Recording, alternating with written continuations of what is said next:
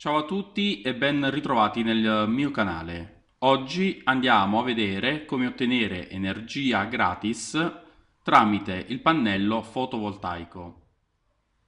In questo video vi andrò a descrivere le caratteristiche di ogni elemento utilizzato per questa prova pratica. Come prima cosa vi andrò a descrivere il pannello fotovoltaico. È un dispositivo elettronico composto da celle fotovoltaiche in grado di convertire l'energia solare in energia elettrica.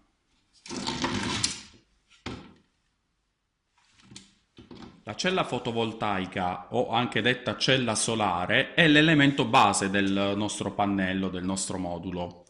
Ci sono varie tipologie di costruzione di queste celle fotovoltaiche. Chiaramente si differenziano per costruzione, per tipologia e anche per quanto riguarda anche il discorso economico. Vi descrivo quali sono le tipologie costruttive dei pannelli fotovoltaici e ce ne sono di vari modelli. Il silicio monocristallino è quello più costoso ed è ad un'unica direzione del pannello. Il policristallino è quello intermedio, dove praticamente tutte le celle si sono orientate in diverse posizioni. E infine, come terza tipologia, abbiamo un silicio di tipo depositato, quindi viene chiamato amorfo, che è quello depositato a fase vapore. È il meno caro ed è quello più diffuso. Per quanto riguarda il tipo di alimentazione, cioè i pannelli fotovoltaici possono essere collegati direttamente all'utilizzatore oppure ad isola, viene così detto proprio perché vengono collegati attraverso l'utilizzo di un accumulatore. Le tipologie, quindi anche il pannello fotovoltaico, ha un tipo di collegamento in serie o in parallelo. Ritornando invece al discorso dell'alimentazione diretta, c'è da dire che l'apparecchio sì viene collegato direttamente al modulo fotovoltaico, però chiaramente ovvio che l'unica pecca è che senza la luce, quindi senza la luce solare, quindi stiamo parlando della notte, è chiaro che l'utilizzatore non viene alimentato. E un altro particolare che con questo tipo di alimentazione, quindi alimentazione diretta, gli utilizzatori che vengono applicati sono di piccole potenze. Facciamo un esempio come radio, piccole pompe, calcolatrice, eccetera.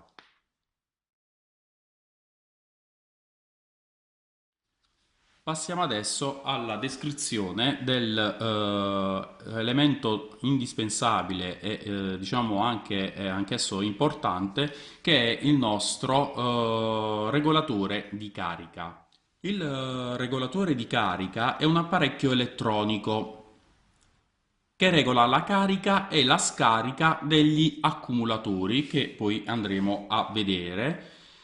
Uno dei suoi compiti fondamentali è quella di interrompere la ricarica ad accumulatore pieno.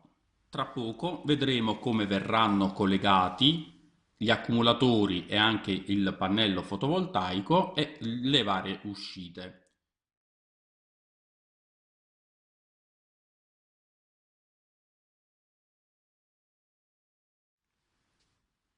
Un altro elemento fondamentale per questa prova, per la produzione di energia gratis, è appunto l'accumulatore, che è un vero e proprio magazzino di energia. Per quanto riguarda il discorso dell'impianto fotovoltaico, essi sono proprio fornitura di energia elettrica quando necessita, e cioè quando il pannello non produce, stiamo parlando della notte.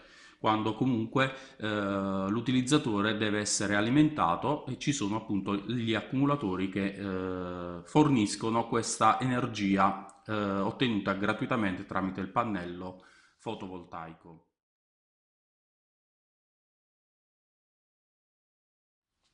Per concludere abbiamo l'inverter, che non è altro che un trasformatore di corrente continua che proviene dal modulo o dagli accumulatori in corrente alternata e quindi la possibilità di poter collegare un utilizzatore a 220 in alternata. Per quanto riguarda l'accumulatore e il nostro inverter, vi rimando a guardarvi il video che ho precedentemente. Bene, ritorniamo a quello che è la descrizione del nostro sistema di produzione gratis attraverso il pannello fotovoltaico e prima di iniziare al montaggio dei vari sistemi, degli elementi insieme, vi do un ultimo particolare sul discorso dell'impianto fotovoltaico, che è la caratteristica della produzione di potenza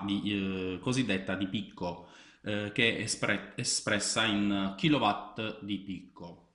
Cos'è la potenza cosiddetta di picco? Non è altro che rappresenta la massima potenza erogabile dall'impianto fotovoltaico. È chiaro che poi è legato a determinate condizioni. Infatti la potenza effettiva del nostro pannello dipende da vari fattori. Eh, per esempio, l'installazione del pannello, come viene inclinato oppure come viene posizionato, se ha una direzione verso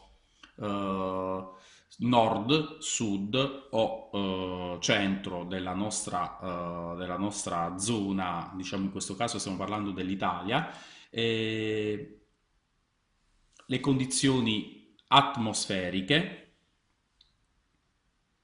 e lo stato di manutenzione che chiaramente nel tempo va a ridurre come prestazioni. Per concludere, posso dirvi che indicativamente, come stiamo parlando di cifre, parliamo di capacità produttiva che varia da nord al centro e al sud, però come valori si aggirano sui 150-210 kWh su metro quadro all'anno ad anno. Bene, adesso passiamo al collegamento dei.